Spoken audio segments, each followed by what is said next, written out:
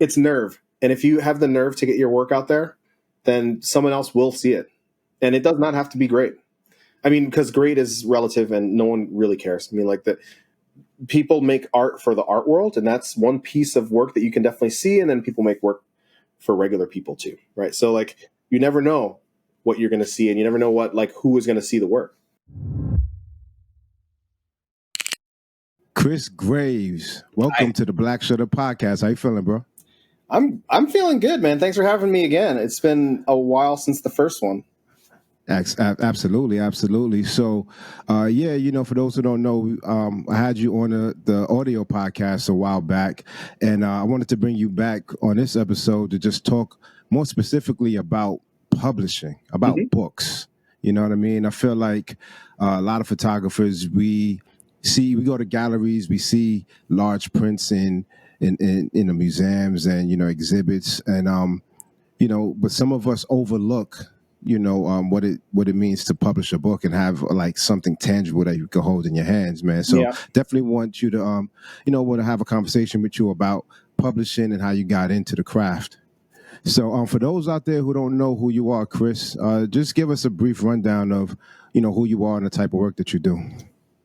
Well, my name is Kris Graves. I'm a photographer and publisher based in New York City. As far as the art I'm making, which is mainly photography, I focus on photographing portraiture and landscapes, portraiture of my family and people that I have known for a long time, or just like family and friends is what I focus my own work on. And with landscapes, I photograph a lot in Queens and all the boroughs of New York, as well as just making kind of architectural landscapes around the country and world when I get the chance. So those are kind of my practices of making photography. And publishing, I started as a gallerist in Dumbo about 12 or I guess 13 years ago or something, 14 years, a long time ago. I started a gallery that I changed into a publishing company, which is what I run now. So during the time that you were a gallerist, were you a photographer as well? Yeah, I went to school for photography and graduated from Purchase College in 2004.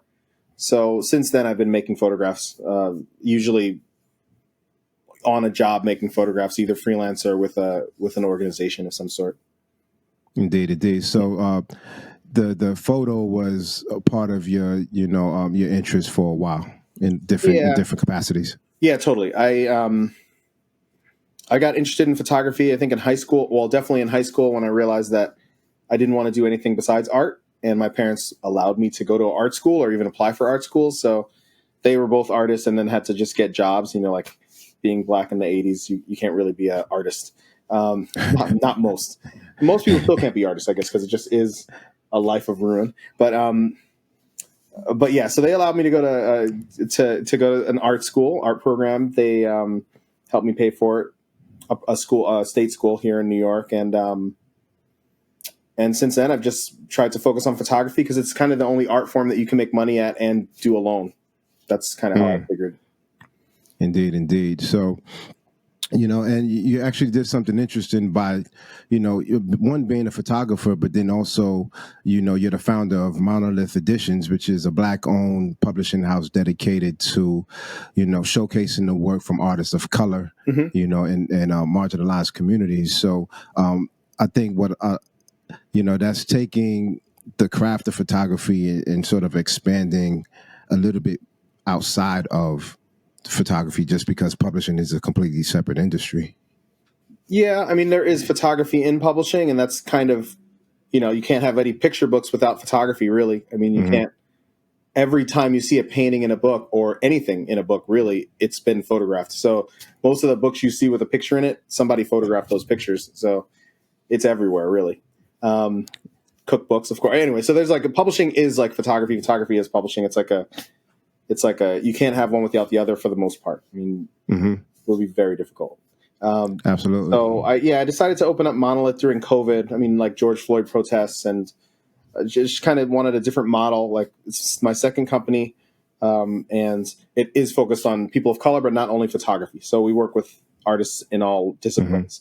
Slowly, I mean, that we make books maybe once or twice a year. And so you have the Kris Graves project, right? Which is the one that works with all artists. Yeah, well, all artists that make photographs or photographic process. Got it, got it. And Monolith works with artists outside of photography. Yeah. Mm-hmm. Beautiful, beautiful. So I want to jump into some of.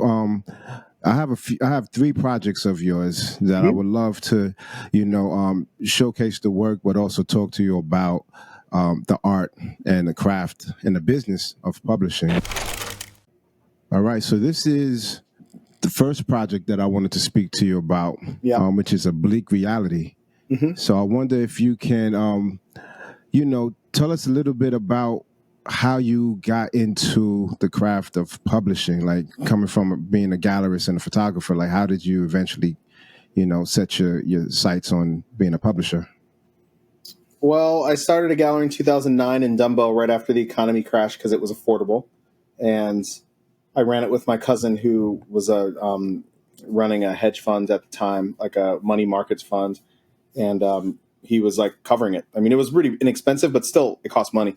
So he's running his company out of the back in the mornings and I would run the gallery out of the front, or we would run the gallery really. He was my gallery manager. But pretty much before that, we did about 6 or 7 group shows in Chelsea where we just kind of artists paid to be involved. So we just had these kind of 17-person group shows.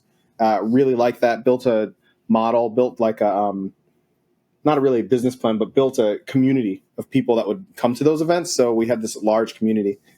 And we decided to open up that gallery, and we had it open for about 2.5, 3 years.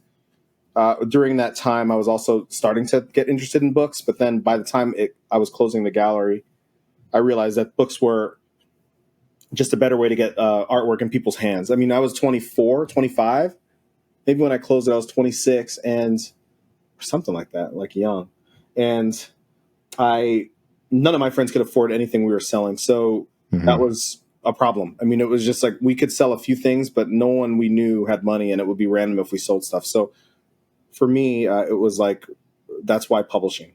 Because if you want a book for $40, and I wanted to make all my books, I try to keep all the books inexpensive. So if you can spend $28 or $40, then that, it's on you. It's not like no one's giving me $1,000 when they see something in a gallery. But if you like it and it's $40, maybe.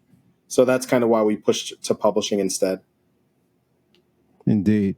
And so you wanted to take art from the wall, stuff that feels a little bit more unattainable, right, for most of your friends and family, and make it something that was a lot more accessible for people to just kind of walk away with and have like this book of artwork with them.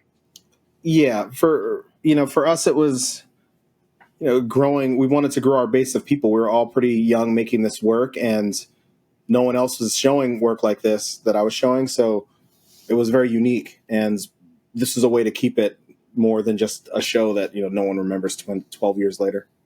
Mm-hmm. So right now we have some work of yours. Yeah. One of your published pieces is Bleak Reality. Can you tell us a little bit about this project? Yeah. So I was doing a lot of like work that dealt with like when Black Lives Matter kind of, I mean, maybe started even in like, not started, but got really popular in I think 2015 or 16, around the time a lot of Black people were getting killed on camera by police officers, wrongly, I just say murdered by police officers. And I was trying to think about an idea about how to make those photographs happen. The first thing I did was called Testament Project, which is portraits with stories, audio, visual experiences. But I also wanted to make landscapes because I'm really interested in landscapes. I'm always doing a landscape project and a portrait project. Usually portraits are happening in winter when it's too cold to be outside all the time. And then for 6 months, I'm outside making landscapes. So actually a friend that used to work at, maybe she still works at Vogue. No, sorry. Vanity Fair used to run a blog or another website named Hive. I'm unsure if that's still around. I think they pushed it all over to Vanity Fair, but they asked me if I would be interested in doing a project for them where it was about going to the landscapes and making photographs of where these people were murdered. And I was like, yeah, if I get to choose the landscapes as well as like everything in the project, like, of course they offered me like zero, like not a lot of money. So I had to get like a little bit more out of them. But then I pretty much spent I picked 8 locations. I was working. I mean, I've always worked full time, really, not now, but since for my whole career for the most part. So all these projects happened on weekends when I can get out of work. So what I do is I'd fly to a location like this is in the murder of Michael Brown in Ferguson, right outside of St. Louis, and I'd fly like here on a Saturday morning, photograph at the exact time as he got murdered, and then I would fly to Minnesota the same day. I photographed so many of these places that it's just always sad. But I'd go to like 3 locations in a weekend, make the photographs, do it again the next weekend, do it again the next weekend. So I did it for like 3 weekends to get this story out. And I had a friend named Thomas Chatterton Williams that I got to be the writer for the story, and he's pretty excellent. So that was a added bonus for me to get him paid as well. And then it ran online, and I think it got some very like positive and very negative feedback on the Vanity Fair side. So that was kind of fun too to see. And after that, I decided that like because it was never a printed matter, and I make books, that I would make my own book of the project. So I think the following year I made this book named The Bleak Reality. And you can't see the sizing in these pictures, but it opens out to being a 20 by 24 inch piece of like a print. So when you open it, it's very large, right? Like, so these books are 20 by 20. Well, like the spread, if you open that, I mean, it's a 12 by 19.75 inch tall book. So yeah, it's pretty much a 2024 spread. So wow, that's to keep the size and to keep the clarity, because the pictures are like really sharp. So you should see everything in them. There's memorials and like all these photographs hidden or in focus. And so for me, it was like make a cheap book because I didn't know if people would buy it. I mean, staple bound, 24 pages, 8 text pieces, and 8 photographs. I mean, that's pretty much what the book is. And it's like, I think it cost me probably $10 to $12 a copy to make it, made 200 copies and sold them over the next year, sold out, and then reprinted them during COVID. I printed another 200 during COVID, which I still have a few of. Is the goal to make money, or is the goal to like break even? That would be like, really nice if I could make money. No, the goal is to just get the projects out into the world and not lose money. Those are the 2 goals. Yeah. So how do you determine? So a project like this, very powerful project, right? The height of Black Lives Matter, and these things are still occurring to this day. I know a lot of people collect books to like showcase in their homes, to flip through it for inspiration. But what makes you decide to make a printed book with the content being so like emotionally like charged? Well, it's just my art, so I'm just going to do it. I mean, I think that I made the work, and I don't care if people are offended or I think it needs to be seen, or I want people to see it. So that's why I make it. I mean, simple as that.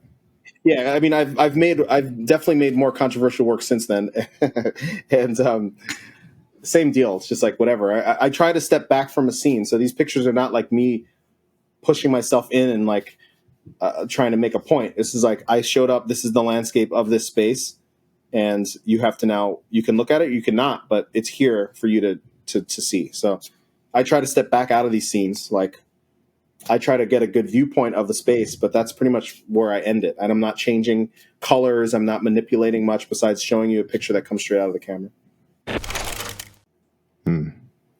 It's funny. Like, I'm in that camp of photographers who, I don't look at my work and think about making prints, and I always wonder, like, how do some photographers have like this almost like need to make their work printed, right? Yeah. Whether it's like large prints that you can hang on the wall or in book format, and for me, I feel like that's like, it's like a almost like a missing link, and I feel like a few years ago I had a project that I made a really, really small printed version of, and I brought it to class to share with my classmates.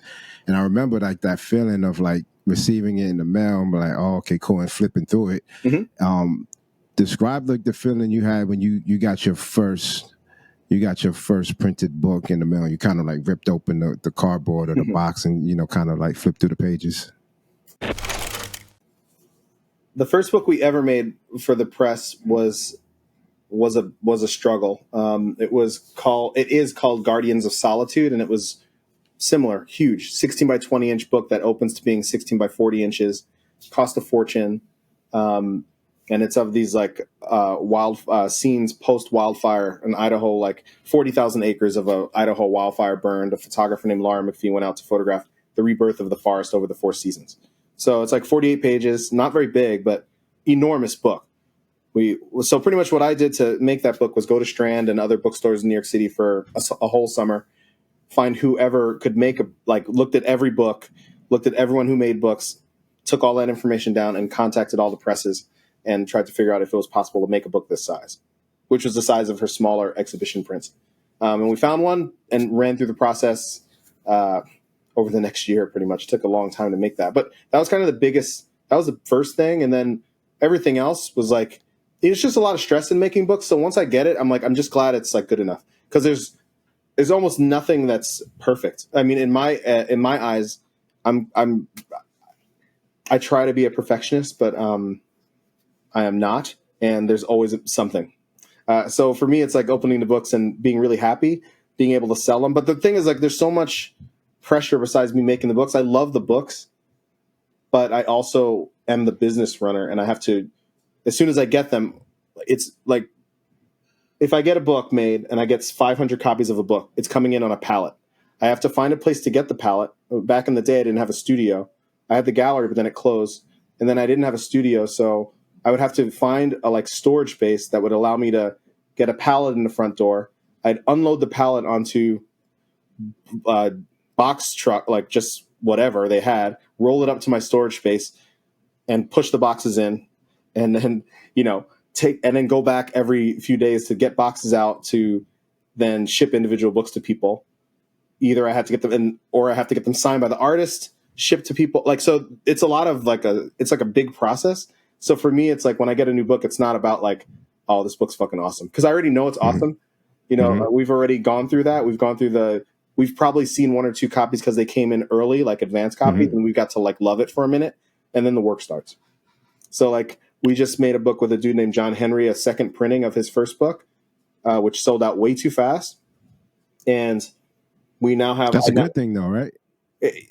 It's not... I mean, it is. Of course. It's great. It's a great thing. But the thing is, if you make 600 books and it costs $13,000 and you sell out and you want to make 600 more, it's $13,000. But if you make 1,000 the first time, it's like $15,000. You know what I'm saying? So instead of spending $26,000, I could have spent $15,000 and had the same amount of books, or something like that. You know what I mean? Like I spent an extra $10,000 within the same year, and I should have been smarter, right? Oh, if you would have got more in bulk, you would have saved money on the print. Okay, I got it. I would have saved $10,000 this year. Wow. So see, then these are numbers. Yeah. These are numbers that I think that most people don't consider. I feel like going back to the gallery space, right, and then transitioning into publishing books.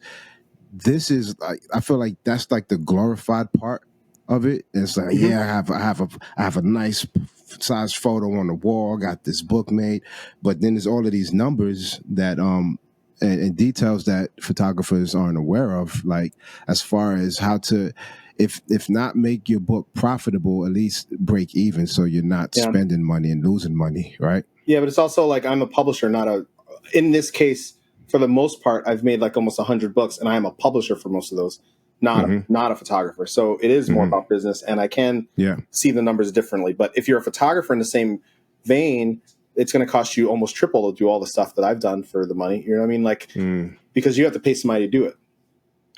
Meaning, Indeed. You have to find unless you're self-publishing, it gets cheaper. But if you're going to go to a press, presses ask for a lot of money. A lot of companies ask for a lot of money of artists to make books. So, and I mean, that's an average of now $30,000. I mean, people pay that. I mean, there's people now that pay $45,000 to have a book that you get 1,000 copies of. You get 200 of them. The press gets the rest. Maybe they sell, maybe they don't, but you spent $40,000. So Wow. What is that? So you're a full-time photographer, right? Mhm. You run a publishing company, and from what I hear, a lot of books aren't necessarily profitable, but you're breaking even, so you're not spending a whole lot of money. So what is your drive to continue doing this type of work? Like, what drives you? No one else, can you name another Black publisher? No, I can't. How sad is that? I know. So for me, it's like I started this thing and I'm going to end it. You know what I mean? Got it. I Um, mean, doing this podcast, I've been very fortunate to speak with a lot of photographers in a lot of different industries, and every once in a while, I speak to a photographer who creates something that's bigger than their work. You know what I mean? You're one of those photographers, right? that's very nice. Be, because I consider myself one of those photographers by Yeah, you're doing this wanting and to you're do doing a this bunch of other stuff. podcast, right? So I think that one of the connecting threads between these people that I'm mentioning is that we see that there's a giant gap in this particular part of the industry where we don't see ourselves represented. We don't see, Yeah. we don't hear podcasts. We don't see publishers. We don't see books. We don't see a lot of things that represent us the way that we know we can be represented. Mhm. So then it's like this sort of like unspoken responsibility that, I feel like if I have the idea to do something, nobody's doing it, and I'm driven by it, then I take it on as a responsibility, because it's like, if not me, who? If not now, when? Right? Yeah. I think that you also have to want to do it. I mean, that's the thing. Like, yeah, it's a lot of responsibility, but if you didn't want to do a podcast, you could just not do that, right? And if I Exactly. didn't want to make books, then I would just, not make them, and it would be fine. I mean, my career would probably be fine. Yeah. Maybe. But the thing is, you meet people doing this, and the people that you're working with know people that you never knew, and now you're connected to those people in some way. They will remember your name. They'll like, it's kind of a fun. It used to be like back in the day in New York, you could just like, I mean, pre-COVID, if I walked around the city long enough, like if I was outside for 2 hours, I would run into somebody that I knew for sure, no doubt, no matter where I was in Manhattan. Mm-hmm. And that was cool. That hasn't happened a lot since. Now it's starting again because people are outside, but like, I don't even know why I tell you that story, but I just think that you have to keep the connections alive. And if you're in your apartment alone doing your own work, then it's going to be very hard to do that. And we had to be in our apartments so much in the last few years or our houses, so much in the last few years that you got to find a way to connect with people. And if that's going to be like books and podcasts, that's the way. Mm-hmm. But for me, it's like, I don't really make books just because I'm the only Black publisher. Not the only, there's a few, I know a few, but consistent. I'd make a lot of books, and I work with a lot of people. And I just think that I have an eye that no one else cares for. I mean, the art world has its very big issues that I see, and I think that I don't fit in that. The people that I work with don't fit in that art world. They don't fit in the like huge gallery spaces. They don't fit in auction houses. And they may never.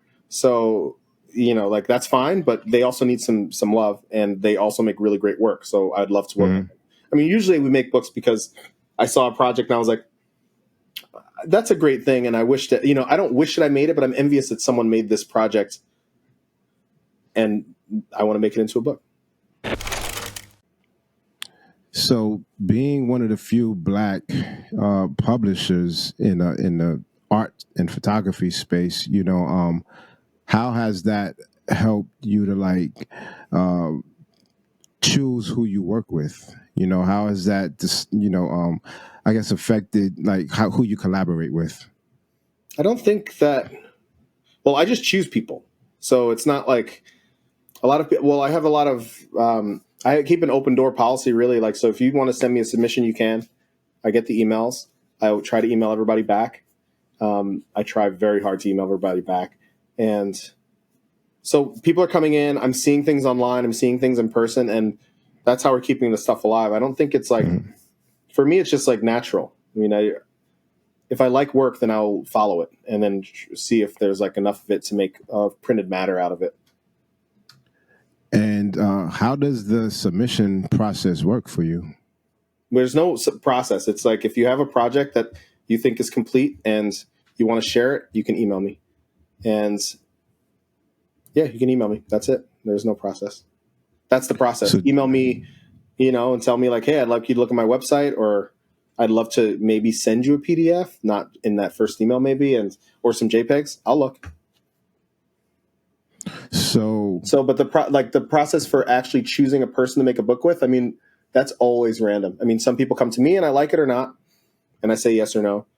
I've been following artists for decades at this point, so I know who's making what, and I sometimes put tabs on people and say like, hey, look, man, when you're done, or hey, look, when you're ready and done with this project, I'd love to put that into book form, or like try to figure out how to make something printed of that work. So yeah, I keep it pretty loose. For a photographer who has never printed a book and they find like the submission tab on your site and they go through the process of it, how baked of an idea does it need to be? Do they have to have a layout? Do they have to have like a body of work already? I mean, the body of work, I'm sure it needs to be there, but how organized do they have to be in the upfront? Images. I don't need a PDF. I don't need you to have already put the book into design and layout and any of that. I really actually don't like that. I think that because, well, I don't really care. I mean, you can show me whatever, but you could straight up show me 30 JPEGs. You can send me to your website and I'll look. I mean, we make so little books versus the amount of submissions we get that's the only thing. Maybe we make, well, I think we've made about 112 years or 10 years really. So we've only made, this year we made 3 books. 1, 2, 3. 3 books this year so far. Last year we made about 4 or 5 or 6. So it's not a lot of books coming out. It's like, if you're really good, send me your project. If you think that you need some time to be better, go be better. I mean, for me, it's like, I can only choose work that I like. I mean, it is my company's. So like, if I don't really like it, or I don't really think that I can sell it, it's not even about liking it, because that doesn't matter. Because I definitely make books that are hard and are not like flashy photography books. They're just hard sells, and that's kind of why I say like, I just have to like it. I mean, that's it. Like, you can send me whatever you want, and I will either like it or not right away, and I will let you know soon that, yeah, I really like this. I would like to work with you, or like, this is not, it doesn't fit us. I think I would say to everyone to like research our website. There's like a lot of books and a lot of photographs on there, and if you think that we made your book already 10 years ago or something like that, maybe we don't want to make it again. Or if it's very similar to something else, or, I think that for the most part, people like photographers, there's maybe 10% of photographers do enough research to know that they're not repeating something that happened 30 years ago. Maybe 10%. So 90% of photographers will just be making work without thinking about the past. And then when they are ready to submit it, it will look like someone did it 30 years ago better. Right. And that's kind of hard, because now you have this body of work that you really worked on a long time, but you were also working in a vacuum, and it's just repetitive. So, I mean, it's just like when I first started getting into the industry, and, I started out photojournalism path, and people were saying, oh, you need to pitch stories. You need to, if you meet an editor at this newspaper, you need to pitch some stories. But then part of it was you had to do research to make sure like that story that you're pitching, they haven't done before, so that you're not, exactly. rebuilding the will. Yeah. And I don't really actually consider myself a publisher. I think that we're collaborating with artists to make artist books. It's a little different. I mean, I don't have a staff. I don't distribute. I don't sell to a lot of bookstores. I mean, it's literally, our website is our sales platform for the most part.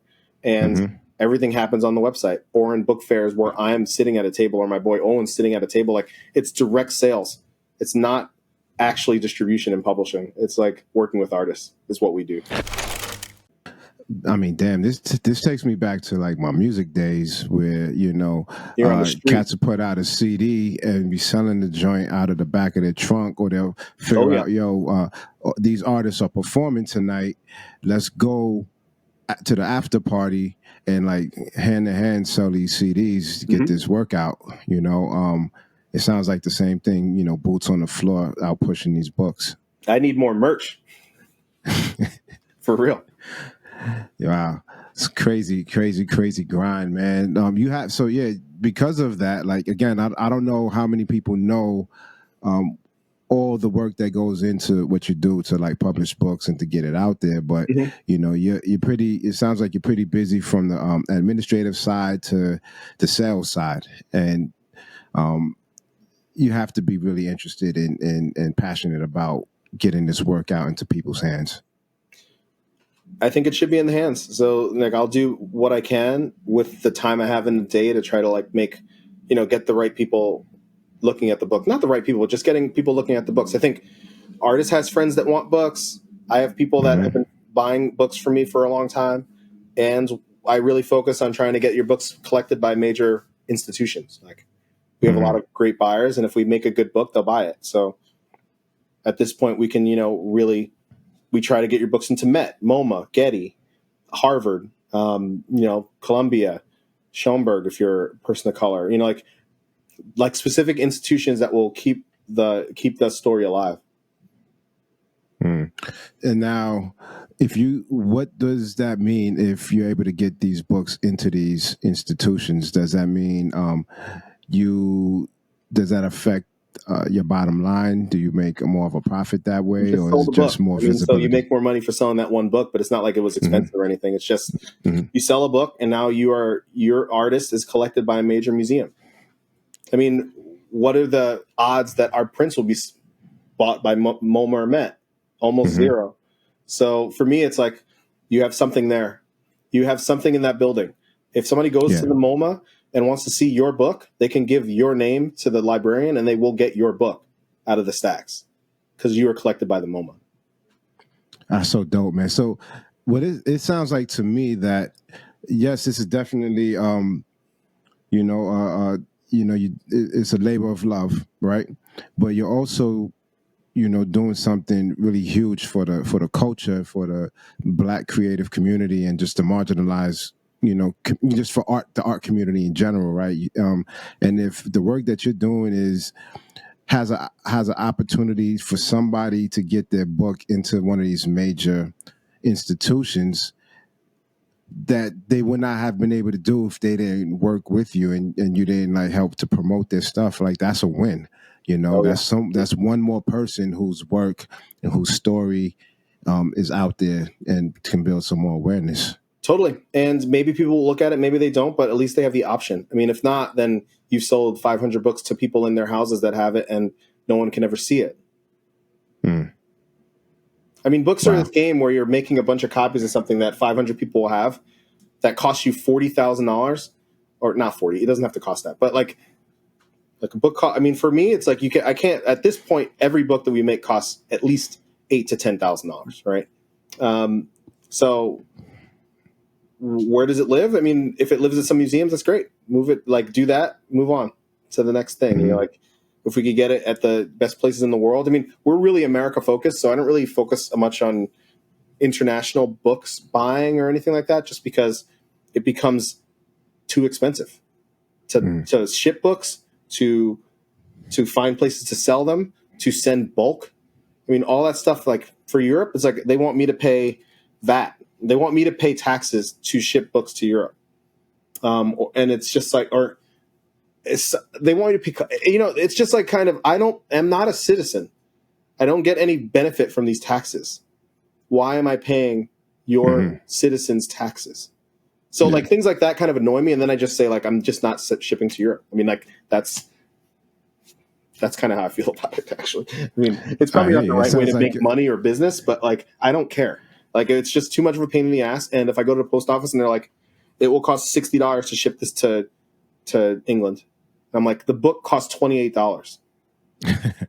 So there's issues with our postal system. Man, I just bought something on eBay and I did it. I did the buy now option, and then immediately I was like, "Fuck, man," because I didn't realize that the shipping on it was something like $65 from like Michigan or something. I'm like, Ooh. I should have I could have got a Greyhound ticket. and went Could have back got and like. forth I and hope picked you the have a cousin in joint up. Michigan. You could have got somebody to pick that shit up. Saw them later. Damn, man, got me. I know it's all the time with that. It just happens, and it's like, damn, it's just too expensive to. It's very expensive to ship books to people. I could take a loss. I mean, like at this point, if I'm shipping to Canada, I charge people $25, but it'll cost me $35-$40 to ship a book to Canada every time. So every time somebody buys a $30 book with the $25 on top, it costs me $35 to ship it. So I'm selling a book for $15, $18. Wow. Which is whatever. Wow. I mean, I just want them to have the book, and I still made a profit. So, whatever. As long as every day one person goes on the web, hopefully, usually more than one person buys a book a day, but not much more than that. It's not like the books are like flying, and I don't have that many to sell. So, because they kind of sell. But yeah, if I can sell one book at $50 per day, I've fed my family for that day. That's all I need forever. So, for people listening who may have been interested in, publishing a book, going through the process, these numbers don't necessarily sound enticing, right? But yeah. I know but from what you're saying, it's not about the numbers. As long as you're not losing money, it's not about the numbers, right? So it's not even about the money. It's just about like, what are you going to do with the book that is going to raise your level? How are you going to up yourself with the book? Like, if something costs $5,000, are you going to make it worth it? It doesn't have to come back. The money doesn't have to come back. But what are you going to do with that? Like, for me, it was like making my own books. I'm self-published. I now have a co-publisher. Like, I did my last book with a co-publisher in Germany, which was great. But I am pretty much a self-publisher. So my first book costs. Let's talk about cheap books, because I think expensive books, I don't know if they're worth it, because your people are not going to buy the book you think they're going to buy, right? Like, if you have friends and you're selling a book for $75, you're not going to have friends that buy that book as much as you think they are. But if your book's $28, $24 smaller, you may have 3 times the amount of people that want to buy it. And it's way cheaper to make that. So let's say a book is 7 by 9 inches, has 64 pages, which fits about 35 images. 7 by 9 inch, soft cover book. That, for, let's say you need 300 copies. I think that if you can't sell 100 copies yourself, I don't think you should make a book. You probably don't need a book if you can't personally sell 100 copies of it. Because at 100 copies is when you can start to like not lose money. So for me, it's like that 7 by 9 inch, 64 page book costs probably, let's say it costs $5,000. That's a high estimate, but like, let's say it costs $5,000 to make a very cheap looking.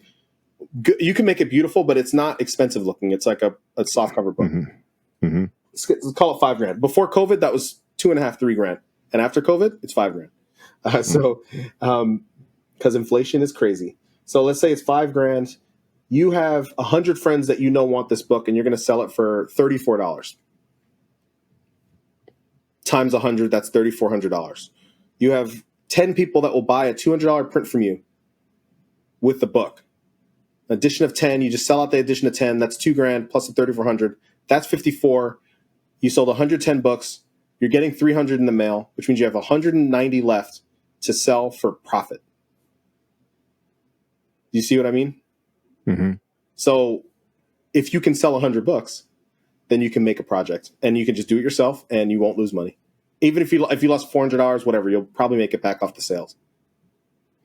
So because you have 190, let's say you have 150 books to sell after for $30 or whatever, and that's $4,500. So what was your first experience? What was your experience with your first book? Like, how did hearing you talk and seeing you do the math and doing the numbers, right? It sounds like you have some extensive experience in this, right? But when you're first starting, you're kind of figuring all of this out, right? So what are some of the roadblocks that you discovered in the beginning, to help get you to this point where you understand the math and the numbers as well as you do? that pricing I gave you for a book like that size is very expensive. And it's expensive because I make good books, right? You can make that same size thing in America or in Canada and print it digitally, digital offset instead of offset. Like a lot of things can change, and you can make that 5,000 thing cost about 2,000. You can do that, but it won't look as good as the one I make, right? And that's kind of the only difference. So you could make a book that size for $2,000, still charge the same, and now you're in profit as soon as you've made it because you only need to sell 40 of them to make $2,000 or 50, 60 of them, whatever, it doesn't matter. But for me, let's say this book you're seeing right here, this is called The Testament Project. I did 2 of these books year after year, one of men, one of women. And this project is pretty much I sit or someone like somebody that comes with the people sits in a chair and the person in the photograph chooses a color combination on an app. They're surrounded by 4 color changing lights and they're choosing their color combination to give them some agency in at least the color of these photographs. So people choose their own colors. That's pretty much what the deal with this project is. And this is kind of about like giving some, agency back to people that are in the seat of the view of the, what is it called? The model, pretty much. So that book there is 9.5 by 11.5 inches. I think there's 64 pages. It was printed digitally in Canada at a press named Hatteras, which is now, no, is that right? No, that's wrong. That was printed at a press named Quadrascan, which is now Graphiscan out of Montreal. And we made 500 copies of that women's book because what I did was because I was having some shows of this stuff at the same time is, let's just talk about the men's book first. Men's book was first, and that was about the same size, more pictures, 80 pages, digital offset. Probably cost me $3,000 to make. I did not make many of those. I think I probably made $200 or $300, and it cost me about $10 to $12 a copy to make them. So let's say I spent $4,000 and got 300 bucks, $4,000. Pretty cheap. Color looked pretty decent. I mean, but it was just the way I could do it and afford it.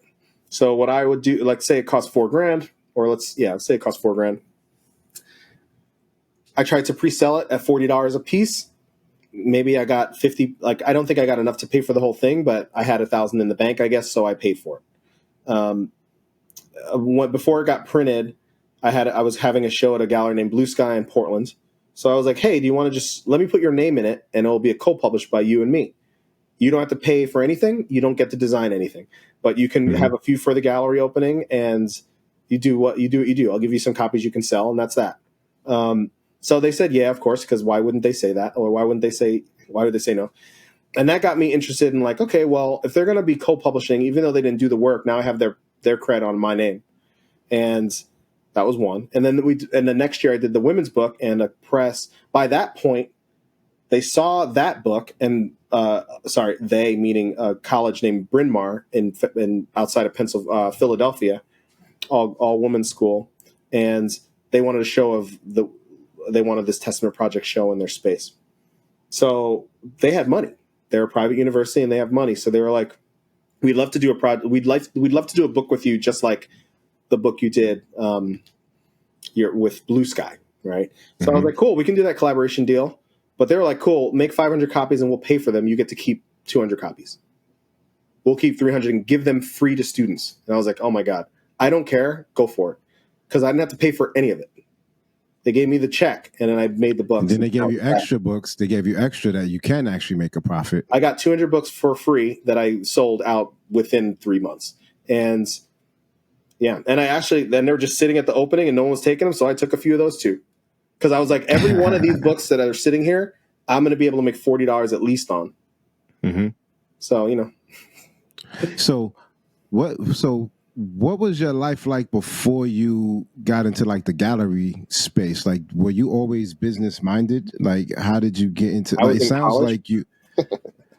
Yeah, but a lot of artists, a lot of photographers, have gone similar routes. Like I'm sure, like within your class, like your classmates, not everybody has the same outlook, has the Yeah. same business mind, you know. So like it's always interesting to find artists who do have business acumen, you know what I Mhm. mean? And I'm always interested in how they got to where they are now.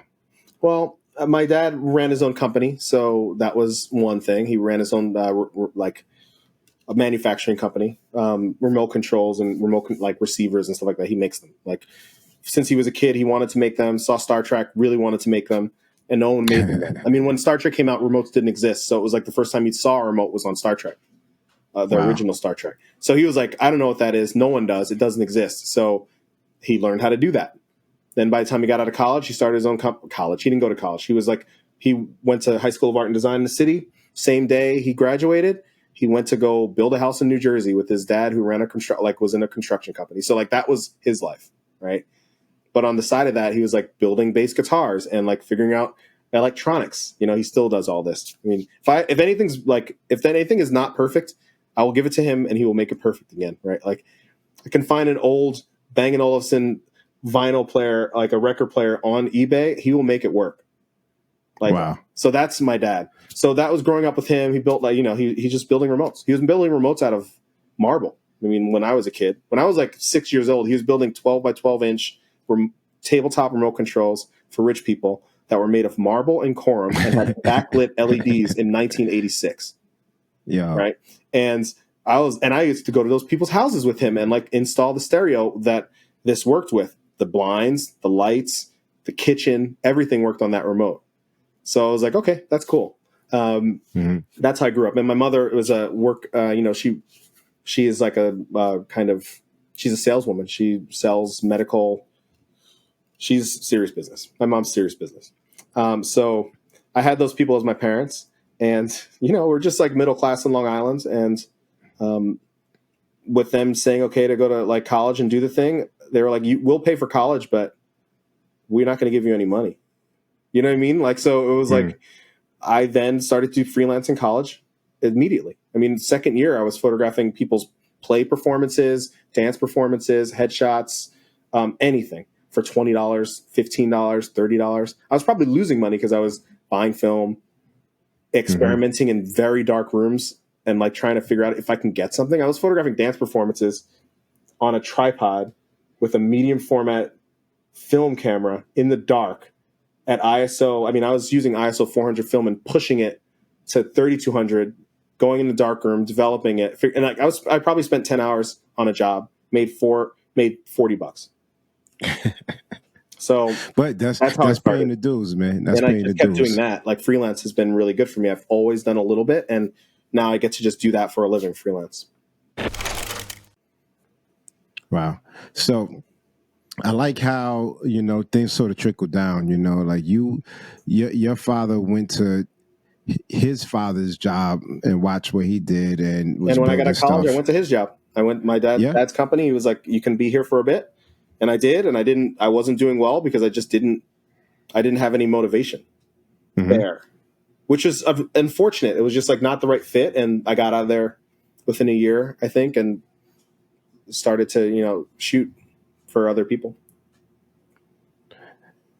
Man, that's great, man. I have a son, and he's watching everything that I do, and right now, sometimes he wants to, do what I do, and sometimes he wants to do something else. But it's just a reminder that this little person is watching. Oh yeah, now I have a little kid, little 18-month-old boy. So same deal. Congrats, I'm man. be watching. I'm watching him right now. Indeed. So, I have a background in graphic design and art direction, and so I sort of built that career path, and then while on that path, I got into photography and just kept pushing that. So, kind of like at some point, kind of went down these two paths simultaneously, and they're related because photography and graphic design and art direction go hand in hand, right? But craftsmanship, as far as craftsmanship, there's a certain amount of experience you need to have with a camera and with people in order to become good at photography, right? So, but looking at books and layout, for me, I'm able to see how images can work together, how color plays together, and how sequencing photos goes together. Mhm. But they say that photographers are usually their own worst editors, Yeah. and looking at like your books and your layouts, like how do you approach um, how do you put all of these different things together in order to make a book? Like the tech, like how do you determine if a book should be hardcover, soft cover, if it's like a canvas material, Mhm. if it's like when you open it up, it's 20 by 20 versus something that's smaller. Like how do you decide all of these different details that determine how a person experiences a book?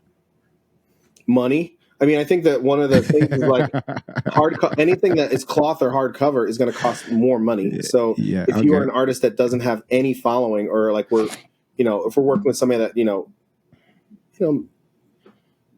we can do things with stretch goals, of course. Like we can make something hardcover if we got more money in the bank, but usually we're Hmm. making things on like such a tight budget that all that stuff is built in to like the beginning. So I talk to artists before we even design or like talk about Hmm. like what the book will look like and say, these are the options.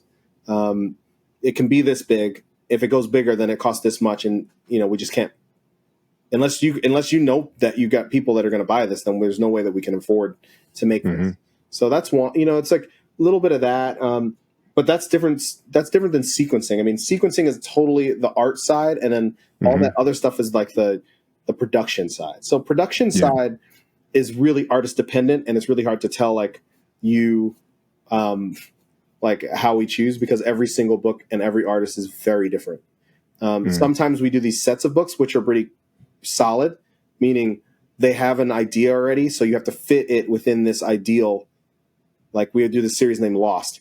They're 8.5 inches tall, they're 7 inches wide, they have either 48 or 64 pages in them. If you have under 30 pictures, you're getting a 48-page book. If you have over that, then you're getting a 64-page book, and we have to fit it in there somehow.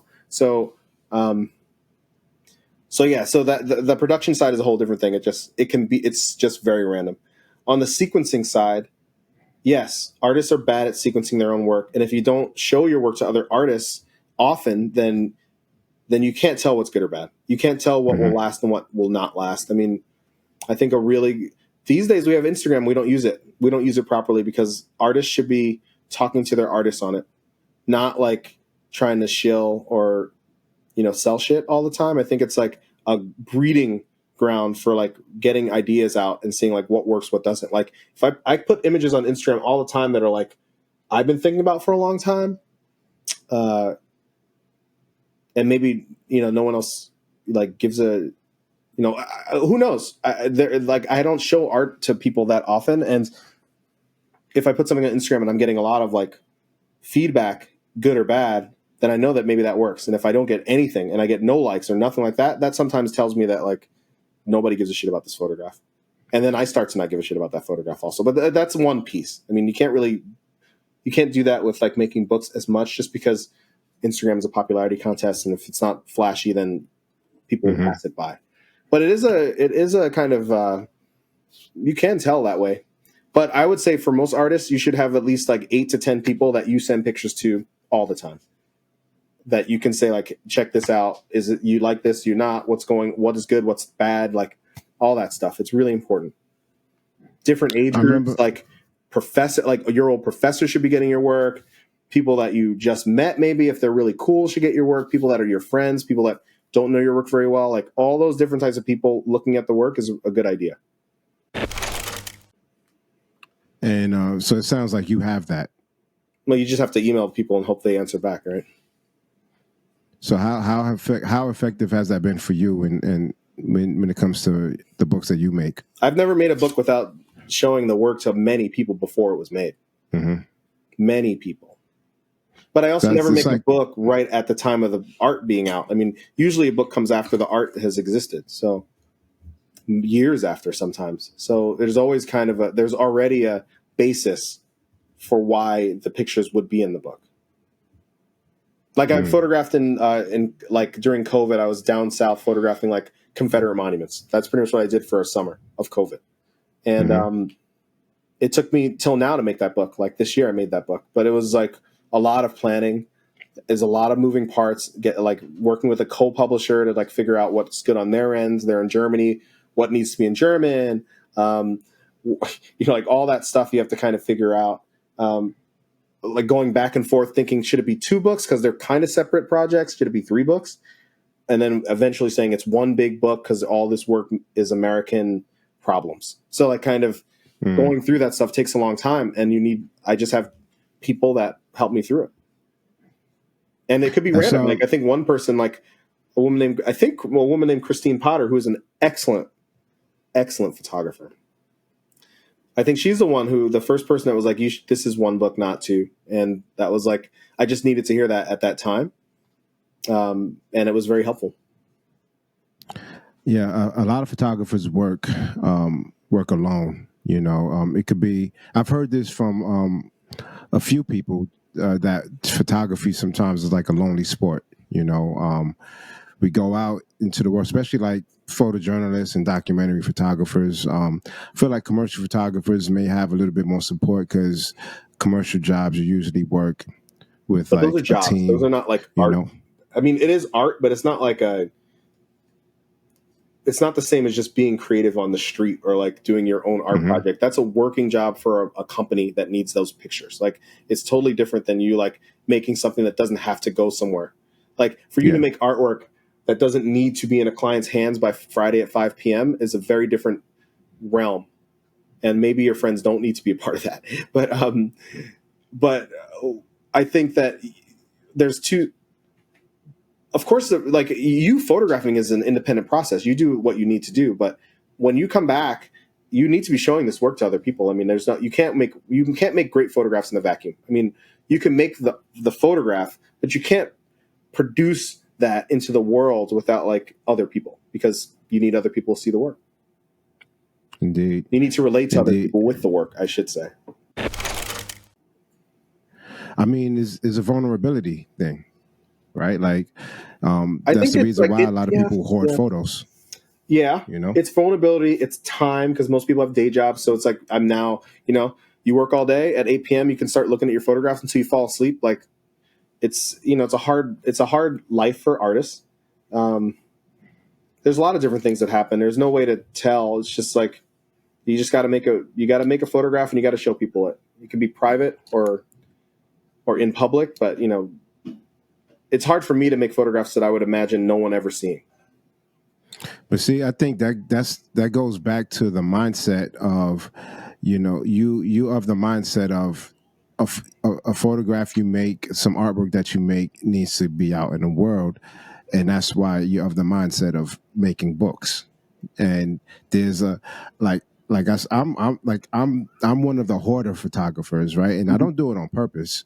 And I'm on this journey trying to figure out, why do I have so much work that hasn't been seen or released?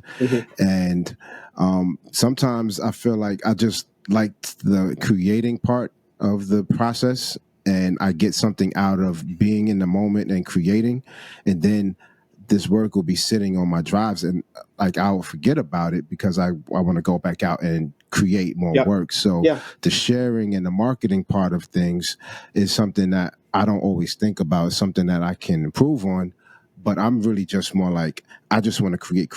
Yeah. And I know like that's how some folks won't be discovered for like 40 years. And then they're like, you have all these cartons of film, and like it's like the Vivian Maier thing, where like they discover like a storage room full of unprocessed film. Yeah. Right. Like I'm not saying I'm like on that level, but I'm just saying like I wouldn't go so far and say that Vivian Maier is a great photographer. I mean, I'm in the camp of like that works fine, and because no one's ever seen it doesn't mean it's special. But anyway, I get it.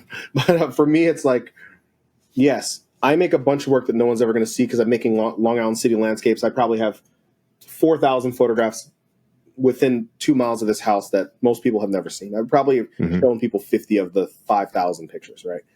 That's fine, because there's always something in public that I am showing, and there's always stuff that I'm working on that probably no one will ever see.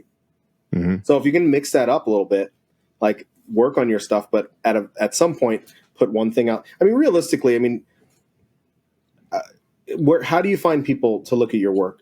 At this point, it's either going to be Instagram or like a mailing list or something on the web. I mean, it's not going to be in person. So that's how you have to do it. I mean, it's unfortunate that those are our only, like, there's other ways, I guess, but I don't know. There's not a lot of ways to get your art out into the world. So that means that more people are just going to be like, I don't need to do it because there's just not a lot of good ways to do it. But I think that then you miss out because all these other very basic photographers are getting paid and getting opportunities. I mean, I judge a lot of competitions or I have judged a lot of competitions. And, you know, if I have to choose a top 10, I could definitely just choose 6. You know what I'm saying? Like, I don't need the 10 because even if there's 1,000 people applying, I'm like, this stuff, no one's going to care about this work. Like, and I shouldn't say it like that. I mean, the people that make the work care. And I think it's important to make artwork, but it's been done. Like most of the work that you see in these things has been done before, and half of it's just really bad. Like no research, no process, no care, or a little care, you know? So, you know, you can win a lot of stuff. I mean, people that don't apply for things that are good photographers are really missing out because you should see who wins awards. I mean, you can definitely apply for awards for like $10,000 and you don't know in the background that only 40 people applied and they're giving it to one of 40 people. Right? Like, you don't know how many people apply for these things. Those are great odds. Whatever a competition you think that you want to be applying for, less people submit than you think. Every one of them. Yeah. I remember reading about that. Even with like cereal boxes, you know, I remember reading about this in the context of like back in the days when you'll buy like a box of Frosted Flakes and it was like you know, send this in, submit it, whatever. They were like, yo, do it because most people don't because they don't believe that they're going to win. Yeah. People feel defeated before they even start. So it's the same thing with submitting to exactly contests and galleries and all of that stuff. I mean, you could. One thing I've found is like there's a lot of there are people who decide that they are great at something before putting in the work, and these are the folks that like they announce themselves before they even get there, and they haven't even really put in the work. And then there are really talented people who are like hesitant to share their work because they care about it. And it's like it's this weird thing that happens where you have like subpar people like creatives who haven't put in the work, haven't trained, haven't done the research, like you said, who are like putting their work out there and getting these opportunities because a lot of the folks who have gone to school, who have trained, who have researched and put a lot of care into their craft are just a lot more reserved with sharing it, you know? I think that all it takes is nerve. That's what my grandma said. I mean, like, do all these singers that make millions of dollars, can they sing? I mean, like, you know, like, anyway, but like, it's nerve. And if you have the nerve to get your work out there, then someone else will see it. And it does not have to be great. I mean, because great is relative and no one really cares. I mean, like, that people make art for the art world, and that's one piece of work that you can definitely see. And then people make work for regular people too, right? So like, you never know what you're going to see, and you never know who is going to see the work. You never know what the juror is feeling that month, you know? So how many submissions would you get on a typical like day or week or whatever? It's a good question. I mean, it's up and down, but I would say that I probably average somebody submitting something per day. Once per day, I get a submission in the email. And what determines if you collaborate with them? If they're good, if it's good or not. I mean, like, that's it. Like, if it's like realistic, like a lot of people, you know, there's a lot of photographers that make a series of something. So it's like, I made 40 of this thing. I'm almost uninterested in that at this point. I want to show people photographs where you have some range, where a photographer has the range, like 30 pictures that are the same series, but are very different in like appearance. Not like, and we're talking about this while you're looking at this very, very similar project that I made of women with these color lights, which become very similar, but they are not. And, but they are more, you know, like, would I choose a person to make like John Henry, who we just made a book with? They're similar, pictures, but they're all different mothers holding their play dead black sons in their arms all across the country. So the backgrounds are different. The people are different. Oh, I know that. I know his work. Yeah. So the people are different. Backgrounds are different. The feeling is different. The forms are different, but it is very similar. It's like the same type of work in all the pictures. So that is what I'm talking about. Like there's a way to do it, and there's a way like where there's like 20 portraits that are on the same gray backdrop, and they're all looking at the camera, and that's just not going to happen. Mm-hmm. Yeah, it's still redundant. Mm-hmm. And of course, if it's not helping with culture at this point, I'm not making it. I mean, we're really trying to work with a little bit of culture in our books as well. So when you say if it's not dealing with culture, what does that mean for you as for a me? publisher? It's like if it doesn't like move along all the bullshit problems that we have in this world, like if the book is just about your like the beauty of photography or like photographing like a beautiful field and some like mountains and shit, like I'm uninterested. So like for me it's like I want to see pain in these photographs. I want to see that you are dealing with the world and trying to make work based on a world that is shared, pretty much.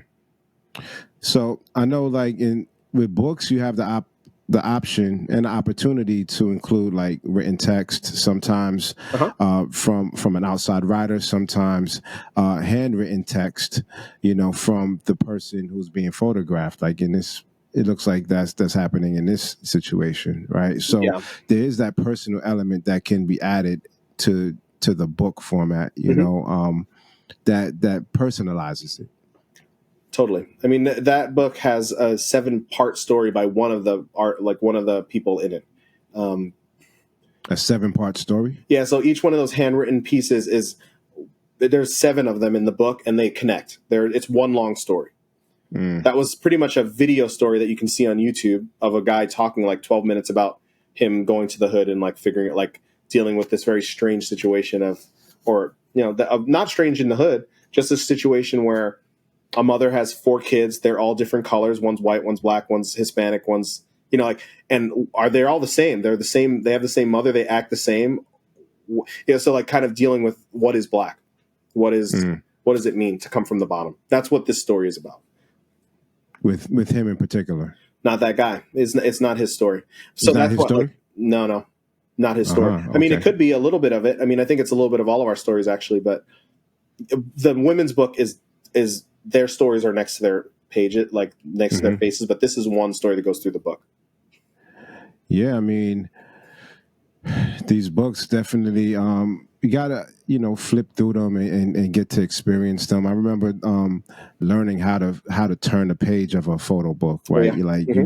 You don't just like start flipping, right? You want to make sure like the weight is evenly balanced and your hand you don't is want to flat. crease the pages, man. You don't crease or get like one of those small rips, like with a library book, you don't really care. You just like whatever. But and then also like washing your hands, making sure you don't have any grease or leftover food residue. The books are expensive. They're really expensive to make, and they're really beautiful projects with a lot of printed matter, and you want them to last. I mean, especially if you're semi-collector. I mean, I'm a semi-collector, so I don't, I touch the books very rarely. Just because I know that they're worth more than when I bought them, usually, most of them. Wow. If you choose well, sometimes that happens. So what's the plan for the books as you get older, or once you pass? They exist in museums. I don't need to do much. I mean, like for me, it's like I keep 10 or so of each book. I try to, sometimes I don't. But I try to keep those for a long time so that if a museum comes to me later, I can sell them a copy of the book, even if it's 10 years old. And that happened, actually. Like Smithsonian wants like a book that we made that sold out a long time ago. And I'm like, I'll find you a copy and you can buy it whenever you want, but I'll hold it for you until you have the money for it. Because at this point, it's not $40 anymore. It's $500. And I'm like, if you want it, you got to pay $500. I mean, I'll have it, but you got to pay $500. Yeah, which is like a weird move, but still, it's just like the way it has to be.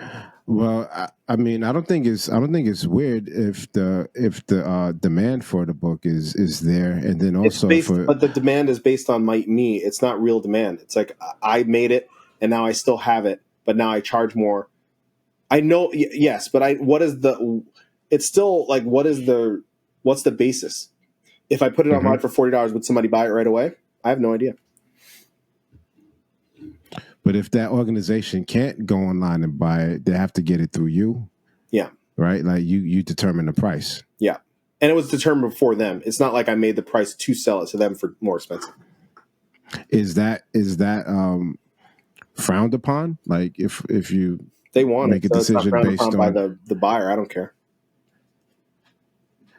Because if they're gonna like use that book and they're making a lot of money, like having it on display.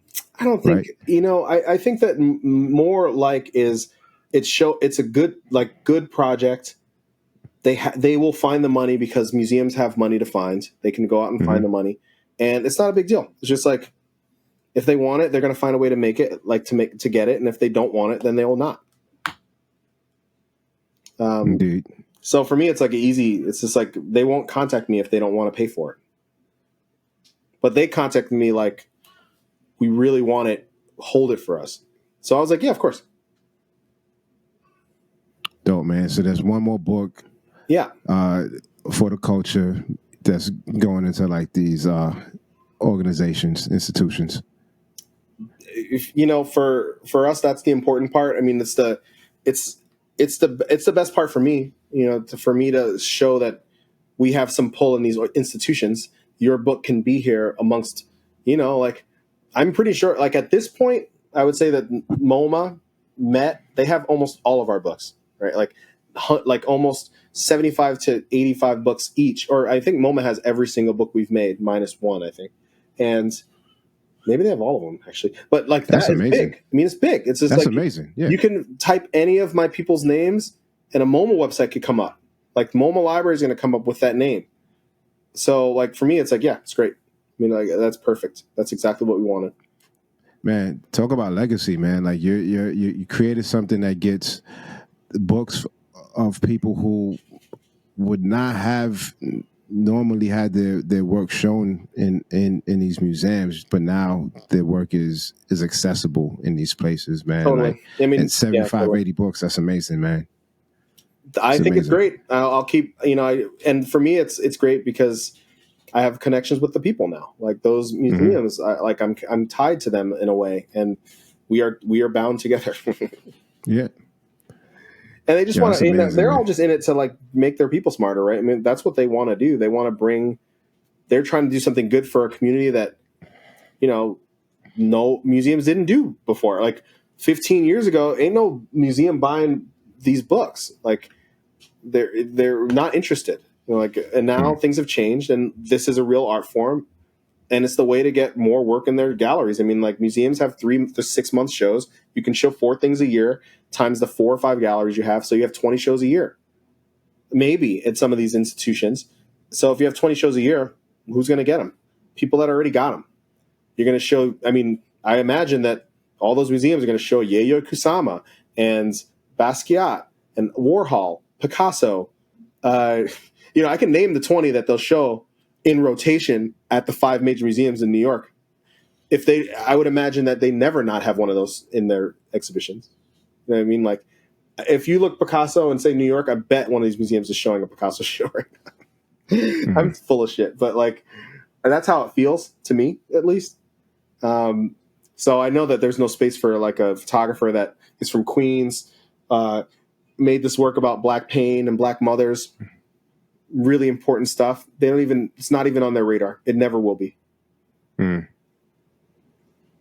that's why you are one of the few Black publishers that people can like name. Well, I just think there's just none other to. There's like 1 or 2 others that make some books, but not a lot. And there must be others. There has to be. But in this little realm of like this Northeast photography book thing or American photography books, there's not many people of color doing it. I mean, I know 2 Asian cats that run a company named not only them, but like they run TIS books. I can name a dude named Workplay out in St. Louis who makes some books. Deadbeat person of color running Deadbeat Club in Los Angeles. One person of color, one non-person of color. But like I can name 5, maybe 6 people that make books consistently that are people of color in the industry that, and So what it is. what's one piece of advice you would give to a young photographer, color, making that kind of work that nobody, like the rest of the industry, doesn't seem to care about or want to promote, but they're interested in making books? Like, what would you give them that they could take away from this conversation? Make your own book, make it cheap. Find a press that's local that will make you a staple bound 8 by 10 inch book with 24 pages in it. Sell it with a print for $50, or make 50 prints and try to sell those 50 prints for $50 a piece for 6 months until you have enough money for that to pay for the book. And then you sell the book. And this way is that they're not going broke doing it. They did their own fundraising in a sense. They did their own fundraising to be able to pay for their own production. Can do it, yes, you can do it on an inexpensive end. You can do it on a more expensive end, right? If you can start by saying, I need $1,000 to make this 8 by 10, 24 page little thing, 100 copies of it, then I know that that's going to cost me, let's say, 8 by 10 is a little bit, strange size, but like 7 by 9 inches. It's a little smaller, a little handheld. It's nice. $12 a copy to make. I need 100 copies so that it's $12 a copy. If it's less, then it's going to cost way more to make them. So I want to make 100 copies of something, cost $12 to $15 a copy after they ship it to me. So $15 a copy. That's $1,500 I need to make the book. Do I have 15 friends, but do I have 20 friends that will give me $75 for a print? A beautiful print. How much does a print cost? Print costs you $6, $7. That means you make $68 times the 40 people that want a book or a print. 40 prints is a hard sell. Can you sell? I'm confusing your people, but can you sell like 10 8 by 10 inch prints for 200 versus 25 8 by 10s for 75? What's harder? What do you think your people would do? Do you have friends that have $200? Do you have friends that have $40, $30, $18? Right? Building up something to sell so that you can make something you want out of those sales is, I think, the only way at this point. I mean, unless you have money, most people don't have any. So that's the only way you can only trick the system. You want to get a publisher, it's going to cost you a lot of money. No one prints photography books for people that aren't famous for free. And famous people still pay to make those books. So unless you're like, you know what? Unless you're like really like just connected, there's a few people that are connected and they can make whatever they want, even if they, just came out. But like that only happens rarely. Mm-hmm.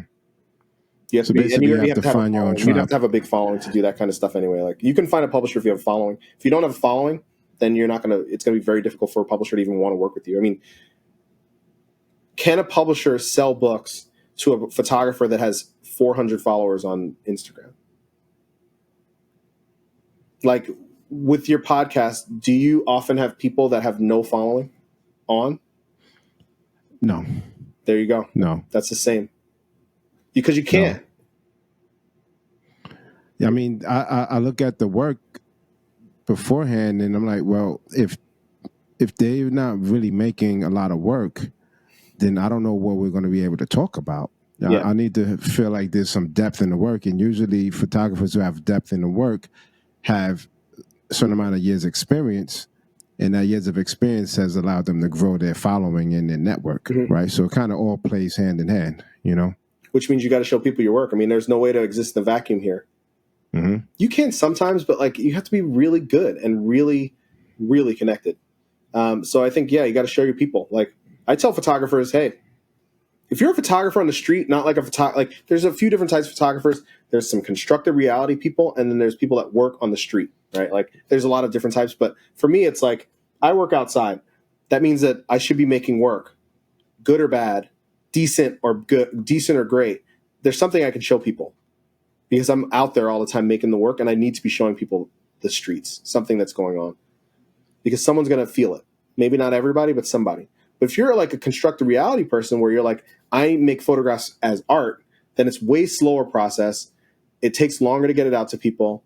It's just a different process. So, I mean, there's those two different things. I mean, it's very hard for the process people to get big followings, right? If you're photographing portraits or on the street, you can probably get a bigger following just because you have more volume.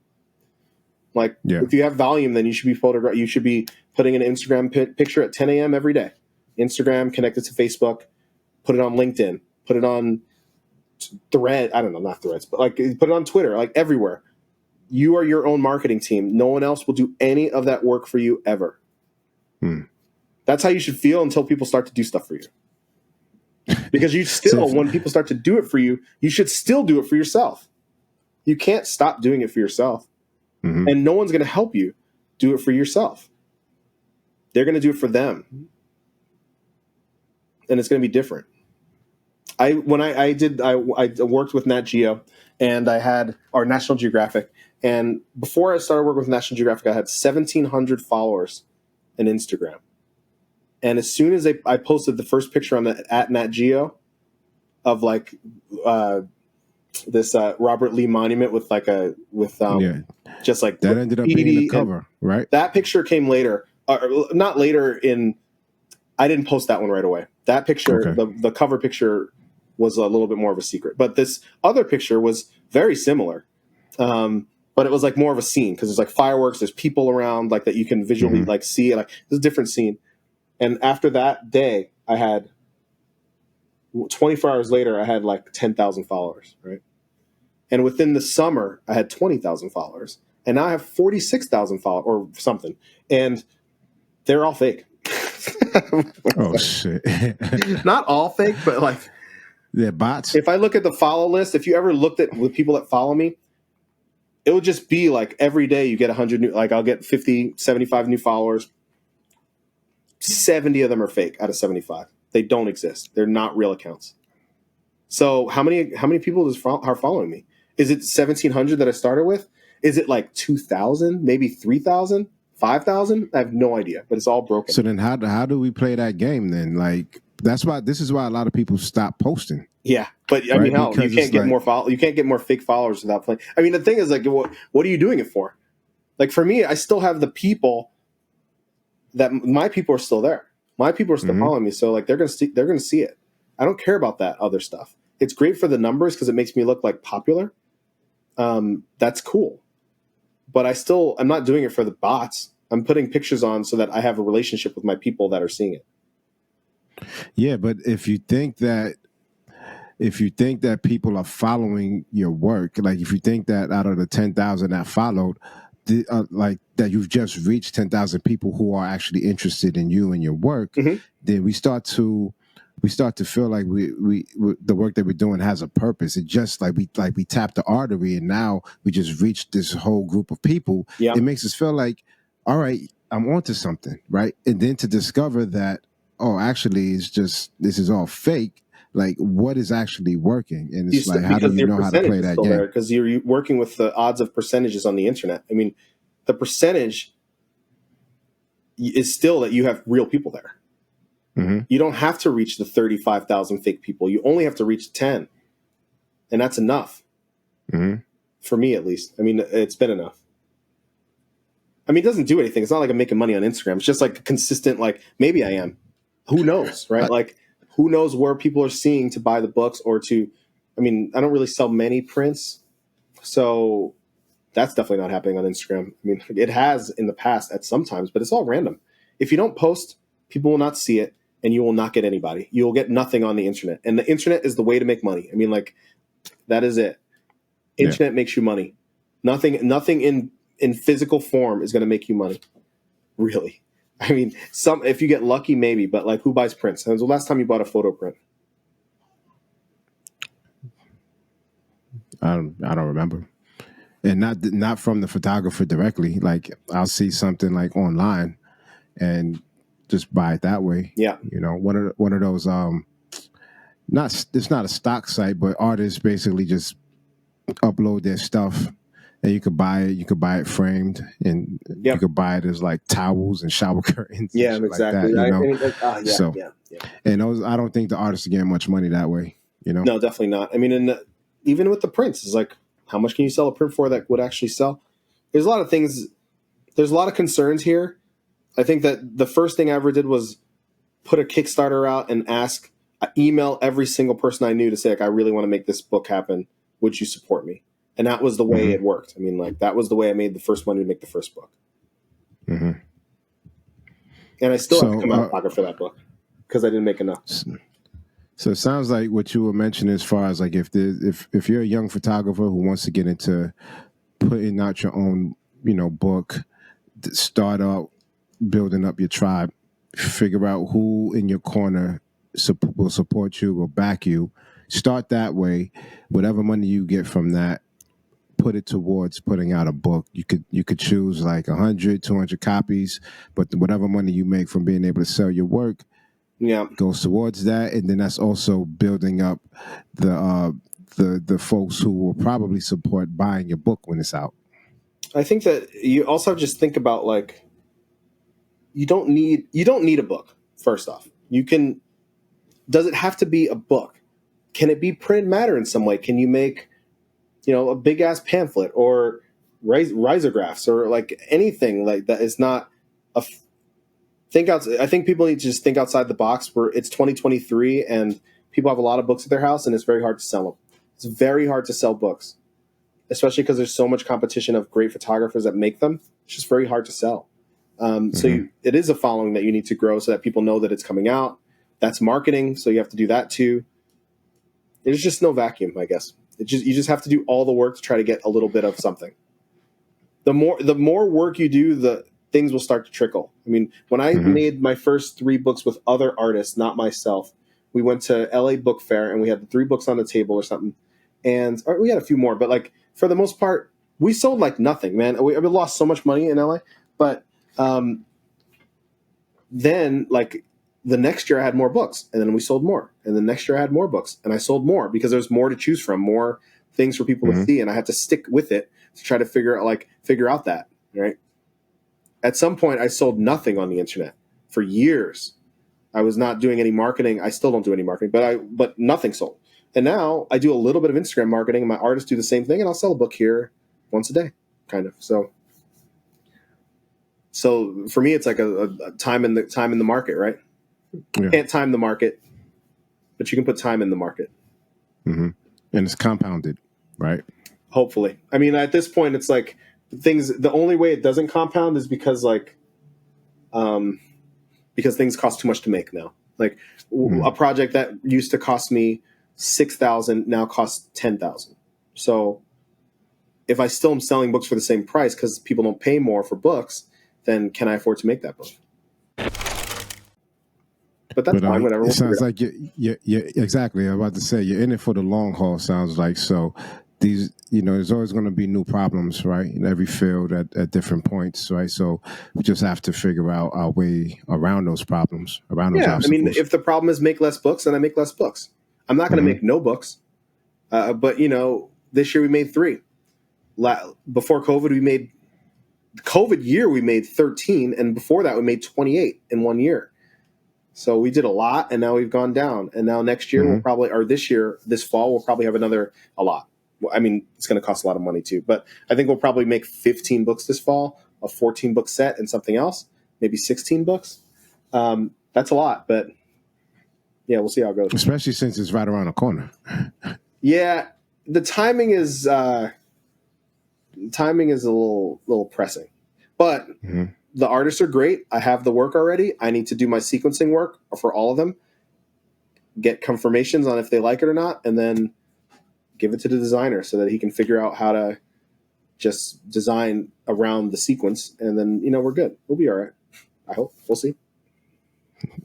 Nice, there will be surprises.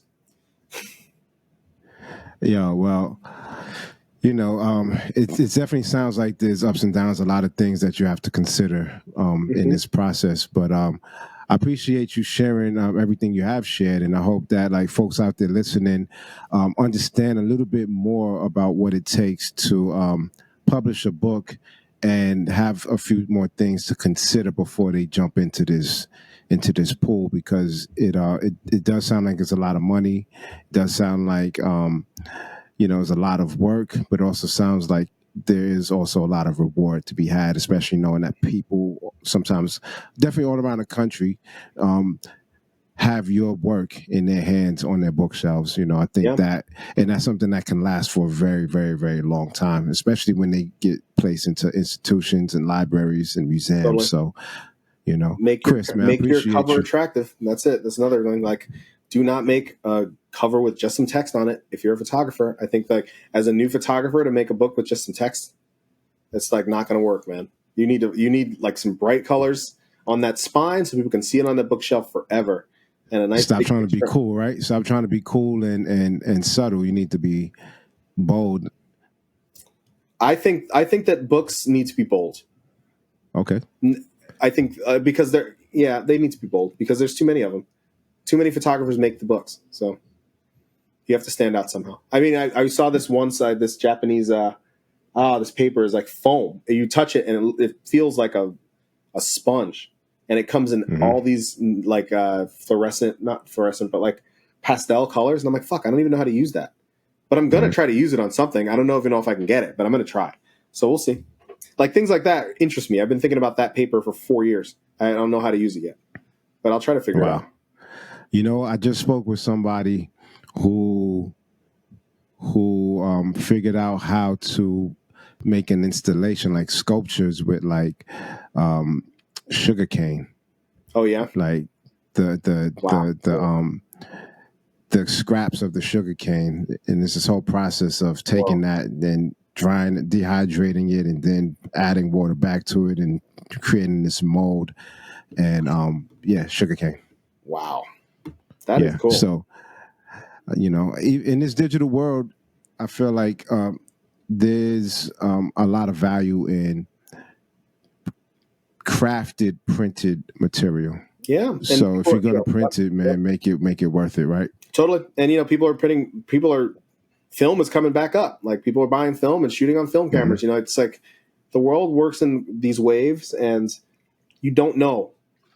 We don't know what's going to happen next. We just have to open ourselves up to like, to make some good decisions on, what we can do next. Indeed. Yeah. Thanks for having me, Kris. Appreciate you, man. Thank you for sharing all that you've shared. And there's definitely going to be some information in the links below. So, Kris, I appreciate you. And, keep fighting the good fight, brother. Thank you so much. Let's do it again. All right. Indeed. Peace.